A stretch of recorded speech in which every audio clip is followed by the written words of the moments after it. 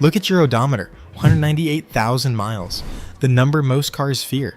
The mileage where engines start to rattle, where repair bills turn into down payments, where most owners quietly start browsing dealership websites. But not these 5. These machines laugh at 200,000. They cruise past 300,000 like it's a rest stop. At 400,000, they're not wheezing. They're warming up. And 500,000? For some, that's just halftime. What makes a car refuse to die? And why? In an age where phones are designed to slow down after 3 years, are there vehicles out there still running after 3 decades? Let's find out. The Toyota Camry doesn't want your attention. It doesn't rev its engine at stoplights. It doesn't turn heads in parking lots. Walk past one on the street and your brain might not even register it. That's exactly the point. While other manufacturers were chasing headlines, cramming in turbochargers, touchscreen everything, and complexity for complexity's sake, Toyota asked a quieter question. What if we just made it, not break? The Camry's engines were deliberately kept simple. Conservative redlines, proven timing chains instead of belts that snap, transmissions built with 1 extra gear than they technically needed just to reduce strain. Every choice said, survive first, impress second. And survive they did. Open the hood of a New York taxi with 340,000 miles on it. There's a good chance it's a Camry. Walk through any rideshare lot at 2 a.m., Camry. The car doesn't just endure hard miles, it seems to prefer them. Owners routinely cross 300,000 miles with nothing more than oil changes, brake pads, and timing services. Push it to 500,000, it's not a miracle, it's a math problem. And the Camry solves it every time. Parts are everywhere.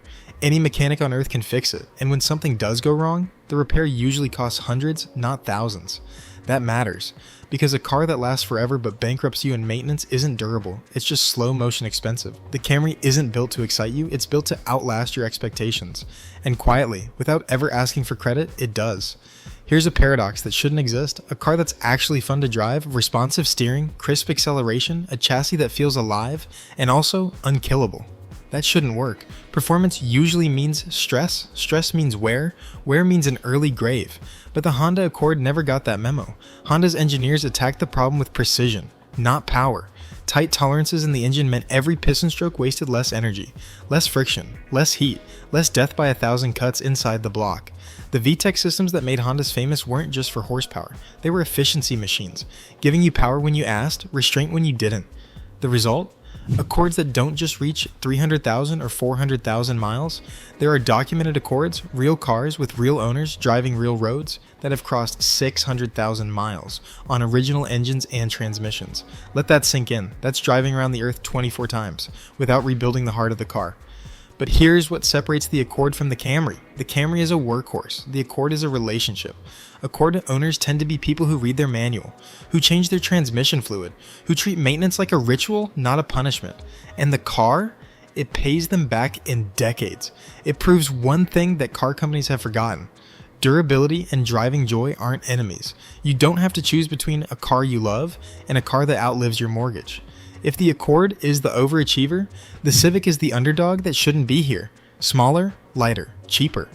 On paper, it looks like a starter car, something you buy at 22 and trade in by 28. But some Civic owners never trade in. They just keep driving, and driving, and driving. The Civic's secret isn't strength, it's restraint. Small, low-stress engines that never ask too much of themselves. A design so straightforward that a backyard mechanic with a $50 toolbox can diagnose most problems. No turbochargers begging for premium fuel. No 10-speed transmissions dancing on the edge of failure. Just a simple machine doing its job day after day, never pretending to be anything else. That's why Civics have crossed 600,000 miles in real-world use. Not in labs, not on perfect highways with factory technicians falling behind. In snow, in traffic, in the hands of delivery drivers and commuters who just need the car to start. The most remarkable part? There's no drama. No viral moment where the engine clings to life against all odds. Just a key turn, a smooth start, and another day of ordinary reliability. But ordinary, repeated 10,000 times, becomes extraordinary. The Civic teaches a lesson the auto industry desperately wants you to forget. Sometimes, the most advanced technology is no technology at all. In an era before reliability was a marketing department PowerPoint slide, Volvo had a rule. Build it like a tank. Make it boring if you have to, but never, ever let it quit. The Volvo 740 is that rule carved in steel. Everything about this car feels like a dare to the universe. The boxy silhouette that aged badly in showrooms and perfectly in driveways, the doors that close with a sound like a bank vault. The engines that redline lower than a lawnmower because Volvo decided speed was less important than surviving speed bumps, potholes, and 20 winters. This was over-engineering before over-engineering became an insult. Volvo didn't build the 740 to meet durability standards, they built it to embarrass them. Components were spec'd stronger than necessary. Systems were simpler than the accountants wanted. Every bolt, every gasket, every hose carried a margin of safety, not because it was efficient, but because Volvo couldn't sleep at night knowing a car might fail. Owners have reported 740s crossing 500,000 miles with fewer problems than some 5-year-old luxury SUVs. And here's the real magic, these cars forgive. Skip an oil change, it shrugs. Drive it through a blizzard with a warning light on, it keeps going. Treat it badly, and it treats you better than you deserve. The 740 isn't just durable, it's decent. In a world of planned obsolescence, that's almost radical.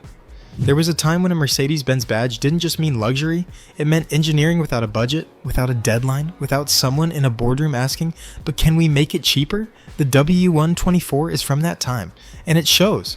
Pick up a door panel, feel the weight. This isn't aluminum foil wrapped around plastic. This is a car assembled by people who measured panel gaps with feeler gauges and tested climate controls for 10,000 cycles before signing off. The W24 wasn't designed to impress on a 3-year lease. It was designed to outlive the garage you parked it in. The diesel versions? Legendary. The OM601 and OM602 engines don't produce excitement. They produce torque, reliability, and a near immortal lifespan. In parts of the world where W124s still serve as taxis, Egypt, Morocco, Southeast Asia, these cars accumulate mileage that would make most modern engines weep. 500,000 miles isn't an achievement, it's Tuesday, and they do it in conditions that would liquefy lesser cars. Dust, heat, neglect, minimal maintenance. The W24 doesn't just survive abuse, it seems confused by the concept. This car is a statement from an era that no longer exists. An era when engineers were told, build the best thing you can build, cost be damned. Today, that sounds like fantasy. For W124 owners, it just sounds like the engine starting. Again, 5 cars, 5 different stories, 5 philosophies. But look closer and you'll see the same DNA in all of them. They avoid complexity like a disease. Every extra component is a potential failure point.